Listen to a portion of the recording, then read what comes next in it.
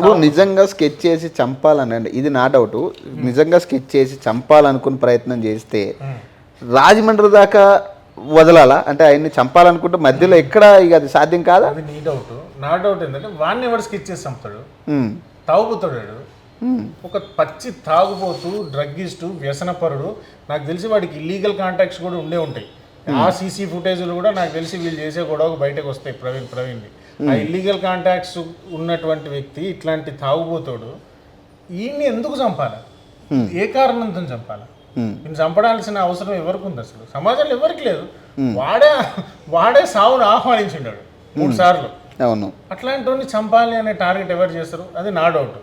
2, చంపాలంటే ఇంత దూరం వెళ్ళి తీసుకెళ్ళి అక్కడ చంపాల్సిన అవసరం ఏముందనేది నీ డౌట్. ఎవరికి అంత అవసరం లేదు, మనం చంపే అవసరం లేదు. చంపాలనుకున్నా తీసుకెళ్ళి కత్తితో పడితే చచ్చిపోయేటోని తీసుకెళ్ళి 400 కిలోమీటర్లు, 300 సీసీ కెమెరాలు, మళ్ళీ మ్యానిపులేట్ చేసి 1500 రూపాయలు మందు, మళ్ళీ ఆడికి మందు తాగించడం, మళ్ళీ ఆడికి స్టఫ్ బొక్క, తిండి బొక్క, బండిలో పెట్రోల్ బొక్క, టోల్ గేట్లు బొక్క, ఇన్ని బొక్క వాడికి. ఆ ఖర్చులతోనే ఇక్కడే 10,000కి ఇస్తే చంపేటోళ్ళు అలాంటి తాగుబోతులు బోల్డ్ మంది ఉంటారు. అవును. అంటే కొంతమంది పాస్టర్లు, ఫస్ట్లో మాట్లాడిన చాలా మంది పాస్టర్లు ఇది ఖచ్చితంగా హత్య చేసి ఉంటారని మాట్లాడిన చాలా మంది ఇప్పుడు వాళ్ళు సైలెంట్ అయ్యారు. అంటే బేసిక్గా వాళ్ళకు కూడా అర్థమైంది అనుకోవచ్చు. అంటే ఇది అర్థం కాలేదు, అక్కడే మనం పొరపడుతున్నాం. పాస్టర్లకు అర్థమైంది, పాస్టర్లకు జ్ఞానోదయం వచ్చింది, పాస్టర్లకు బుద్ధి వచ్చింది అనేది మన తప్పవుతుంది. వాళ్ళకి ఏం అర్థం కాలేదు. పోలీసులు పిలిచి నోటీసులు ఇచ్చారు. వీడు విజయప్రసాద్ రెడ్డి అని ఒక పాస్టర్ ఉంటాడు. వాడు దొంగ. వాడు బేసిక్గా వాడు దొంగ.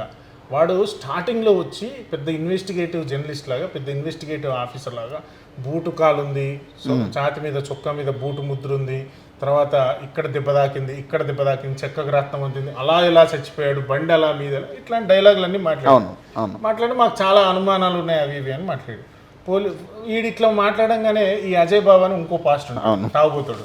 వీడు పచ్చి తాగుపోతాడు. వీడు వాడిని బ్లడ్ టెస్ట్ చేస్తే అరగంటలో తెలిసిపోతాడు ఆడైతే తాగిండో రాత్రి. ఈ అజయ్ బాబు గారు వీడు క్రెడిట్ కొట్టేయడానికి మధ్యలో దూరి వీడు ఇన్వెస్టిగేటివ్ జర్నలిస్ట్ లాగా మాట్లాడు. పోలీసులు పిలిచారు, అరే వీపీ రెడ్డి రారా ఒకసారి, నువ్వు ఎన్ని మాట్లాడావు కదా, నీ డౌట్లన్నీ పేపర్ మీద రాసి నీ దగ్గర ఏమైనా సాక్ష్యాధారాలు ఉంటాయి అన్నాడు. నా దగ్గర ఏం సాక్ష్యాలు ఇవ్వండి, మాకేం లేవు ఆడే చెప్పాడు. వీడియో కూడా చూసాడు. వీపీ రెడ్డి గారు నా దగ్గర ఏం సాక్ష్యాలు ఇవ్వండి అని చెప్పి. మరి సాక్ష్యాలు ఏందో నువ్వు ఎట్లా మాట్లాడుతున్నావురా, ఇంకోసారి మాట్లాడితే తాట తీసి లోపలేస్తావు అనే వరకు భయం వేసిందండి. భయం వేసి ఆగాడు తప్ప వాడు ఏమి బుద్ధి తెచ్చుకొని మారాడు అని అయితే నేను అనుకోవట్లేదు.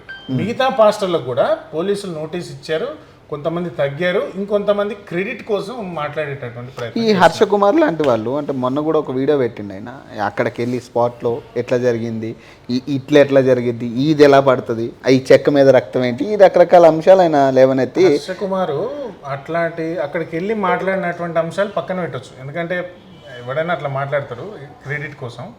కానీ నాకు గవర్నమెంట్ హాస్పిటల్ డాక్టర్స్ ఫోన్ చేసి చెప్పారు అది హత్య అని చెప్పి అనమాట. ఇది చాలా క్రైమ్. ఇది ఏ డాక్టర్ చెప్పాడు, ఎవరు చెప్పారు అనేటటువంటిది హర్ష కుమార్ని అరెస్ట్ చేసి ఇన్వెస్టిగేషన్ చేయాల్సిన అంశం ఇది.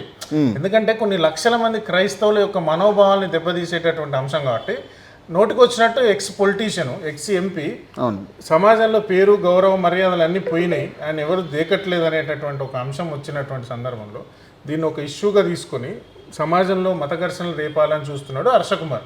ఆయన అరెస్ట్ చేసి ఏ డాక్టర్ చెప్పాడో చెప్తే డాక్టర్ని అరెస్ట్ చేయాలి, డాక్టర్ చెప్పకపోతే ఈయన అరెస్ట్ చేయాలి.